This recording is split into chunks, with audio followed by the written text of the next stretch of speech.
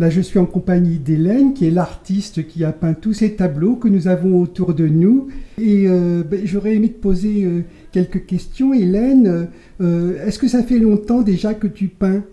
Depuis l'enfance, depuis que je suis toute petite en fait. Et qu'est-ce que tu peignais? Tout ce qui me tombait sous le nez, le vieux poirier, les paysages, les arbres, plutôt la nature et quelquefois des petits croquis de mon chat.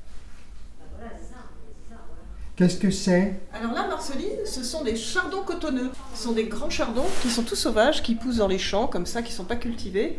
Et quand arrive l'été, qu'elles ont bien poussé, ce sont des chardons. Ils sont bleus d'abord, et après ils libèrent comme du coton. C'est pour ça qu'on les appelle les chardons cotonneux. Et tout ça, ça vole dans l'air, c'est super joli et c'est tout léger.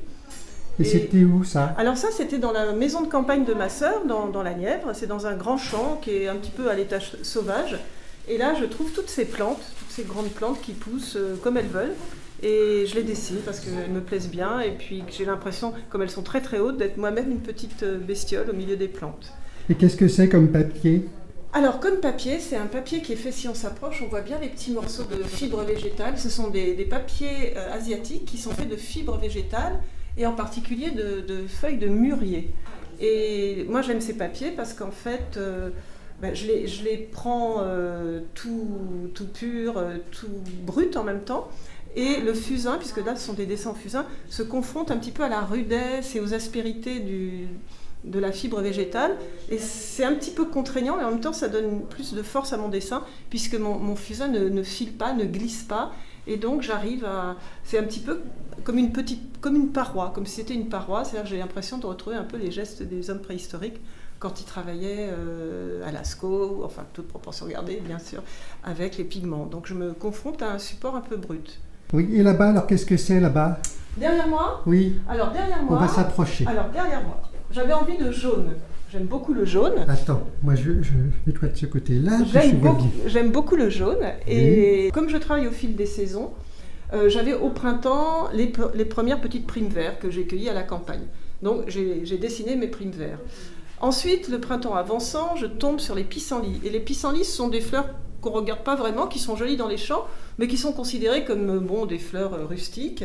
Et moi, j'avais envie de les représenter parce que je trouve que c'est assez joli, surtout quand on voit la dentelle des fleurs. Il y a un côté dentelle et en même temps arête. C'est à la fois drôle et c'est un tout petit peu, ça fait un peu penser à des petites lames, mais pas tout à fait. Puis bon, rien que le nom, pissenlit, c'est rigolo. Oui, c'est vrai. Et du coup, j'ai voulu l'accompagner d'un petit papillon, parce que je me disais, quand je vais dans les champs, je vois plein de papillons au-dessus des fleurs. Donc voilà, j'ai voulu faire honneur aux papillons en représentant un. Les jonquilles, c'est le côté, c'est très rapide, les jonquilles, elles sont très jolies quand on les cueille, et puis au bout d'une journée dans l'eau, elles commencent un petit peu à se flétrir.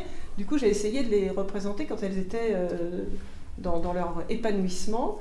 Et alors là, les tournesols, évidemment, la fleur de l'été, fière au milieu des champs, un peu bizarre, un peu étrange quand on la regarde de près, parce qu'il y a ces gros cœurs énormes qui sont un peu moussus, et en même temps qui représentent presque un univers, une terre, et avec tous ces pétales très solaires.